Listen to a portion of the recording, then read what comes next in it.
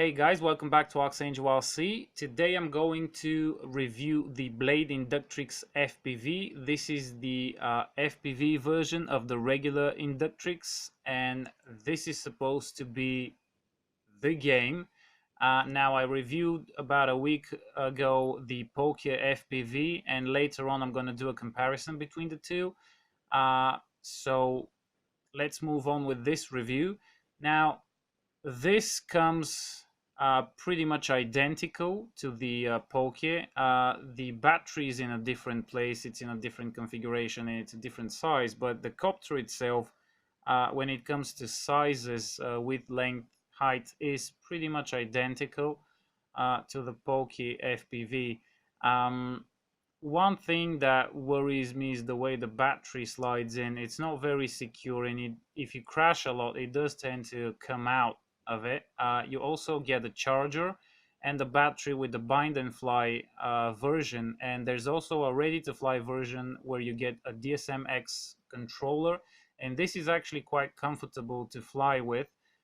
Feels very comfortable in the hands, and you also get an FPV monitor with an integrated receiver, and this has probably 40 or 48 channels, just as much as the copter has. You change the channels on the copter via a small switch on the top side, and there are dedicated switches here. There's a brace that you mount on the radio, and you attach the monitor on it, and that's the ready to fly package. For your convenience also, they do include 4 AA batteries for the remote, so you don't really need to go buying them, you can just plug and fly. So coming to the flying, I don't know what to tell you. In terms of flight performance, it's pretty good. I mean, it's almost the same as the Pokia FPV. The only difference is this radio that comes with the Inductrix is a lot easier to fly with than the stock radio that comes with the Pokia FPV.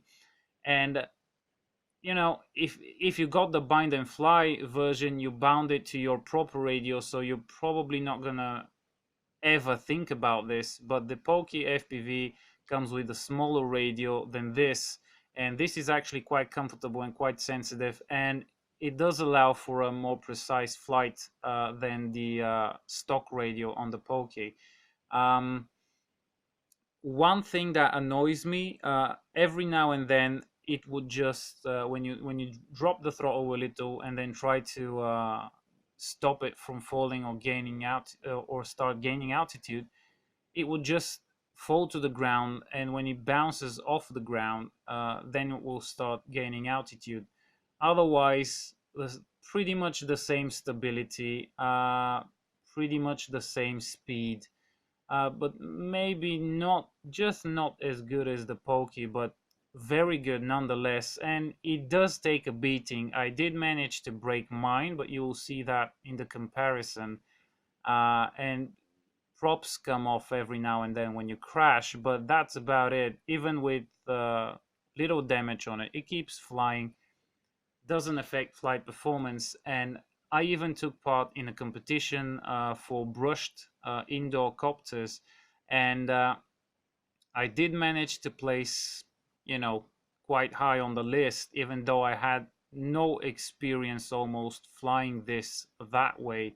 I gave the Pokia to a friend, and he actually won 2 first places with it. So I don't know. It's very good, but it could be better. I think the material for the frame could be a bit lighter, because this is something like half a gram heavier than the Pokia. It's not 24 grams like the specs on the Horizon Hobby website say. It's actually 27 grams, so slightly heavier.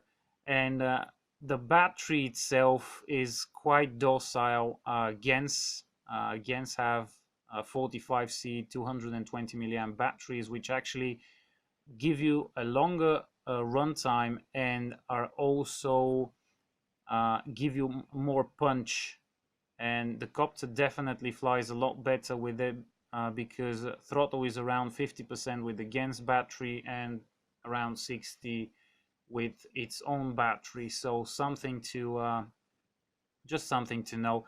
If you have a Spectrum radio and it's DSMX compatible, this is the thing for you. I mean, it's not the cheapest one you can have. The Pokey is cheaper, but if you have the radio, it is the cheapest option. So why not go for it? I have it in my store. Link is in the description below, so you can get it there as well. And that's about it. I was actually happy how it performed in the race, and I have to do more flying myself to get used to this, and I don't have a proper Spectrum radio to connect it to and do test flights. But for what it is, it's pretty good. And if you have a Spectrum radio, just go for it. Props are compatible with the Poké and other small Ichin models, so you can get those for cheap frames as well. This just looks a bit different, and the button for changing the channels is actually more conveniently placed, because it's easy to reach and easy to change channels and do adjustments, while on the Pokey you need to poke in it with a screwdriver in order to get to the channel changing button. So that completes my review, and I will see you soon.